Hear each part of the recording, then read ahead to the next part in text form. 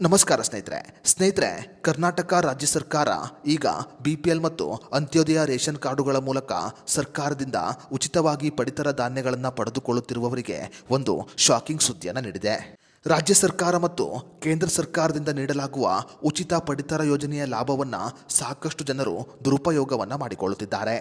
ಹೌದು ಸ್ನೇಹಿತರೆ, ಸಾಕಷ್ಟು ಕುಟುಂಬದವರು ಸರ್ಕಾರದಿಂದ ಉಚಿತವಾಗಿ ಪಡಿತರ ಧಾನ್ಯವನ್ನು ಪಡೆದುಕೊಂಡು ಅದನ್ನು ಹೆಚ್ಚಿನ ಹಣಕ್ಕೆ ಮಾರಾಟವನ್ನು ಮಾಡುತ್ತಿದ್ದಾರೆ.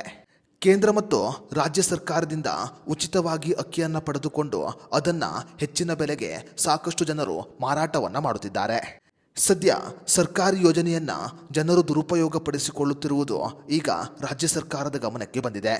ಸದ್ಯ ಈ ಕುರಿತಂತೆ ಆದೇಶವನ್ನು ಹೊರಡಿಸಿರುವ ರಾಜ್ಯ ಸರ್ಕಾರ ಯಾವ ಕುಟುಂಬದವರು ಕೇಂದ್ರ ಮತ್ತು ರಾಜ್ಯ ಸರ್ಕಾರದಿಂದ ಸಿಗುವ ಉಚಿತ ಅಕ್ಕಿಯನ್ನು ಮಾರಾಟ ಮಾಡುತ್ತಾರೋ ಅಂತಹ ಕುಟುಂಬದವರ BPL ಮತ್ತು ಅಂತ್ಯೋದಯ ರೇಷನ್ ಕಾರ್ಡುಗಳನ್ನು ರದ್ದು ಮಾಡಲಾಗುತ್ತದೆ ಅಂತ ಆದೇಶವನ್ನು ಹೊರಡಿಸಿದೆ.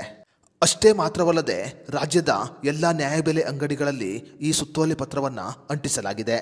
ಇನ್ನು ಮುಂದೆ BPL ಮತ್ತು ಅಂತ್ಯೋದಯ ರೇಷನ್ ಕಾರ್ಡುಗಳನ್ನು ಹೊಂದಿರುವವರು ಹಣದ ಆಸೆಗೆ ಪಡಿತರ ಧಾನ್ಯಗಳನ್ನು ಮಾರಾಟ ಮಾಡಿದರೆ ಅವರ BPL ಮತ್ತು ಅಂತ್ಯೋದಯ ರೇಷನ್ ಕಾರ್ಡುಗಳನ್ನು ರದ್ದು ಮಾಡಲಾಗುತ್ತೆ. ಕೇಂದ್ರ ಮತ್ತು ರಾಜ್ಯ ಸರ್ಕಾರ ಒಗ್ಗೂಡಿಕೊಂಡು ಹಸಿದವರಿಗೆ ಅನ್ನ ಸಿಗಬೇಕು ಅನ್ನುವ ಕಾರಣಕ್ಕೆ ಉಚಿತವಾಗಿ ಪಡಿತರ ಧಾನ್ಯಗಳನ್ನು ನೀಡುತ್ತಿದೆ. ಆದರೆ ಹೊಟ್ಟೆ ತುಂಬಿದವರು ಆ ಧಾನ್ಯಗಳನ್ನು ಮಾರಾಟ ಮಾಡುತ್ತಿದ್ದಾರೆ.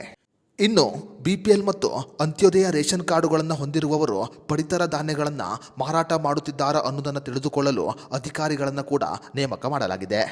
ಯಾರು ಉಚಿತವಾಗಿ ಸಿಗುವ ಪಡಿತರ ಧಾನ್ಯಗಳನ್ನು ಮಾರಾಟ ಮಾಡುತ್ತಾರೋ ಅಂಥವರ ಕಾರ್ಡುಗಳನ್ನು ರದ್ದು ಮಾಡಲು ಈಗ ರಾಜ್ಯ ಸರ್ಕಾರ ಮುಂದಾಗಿದೆ.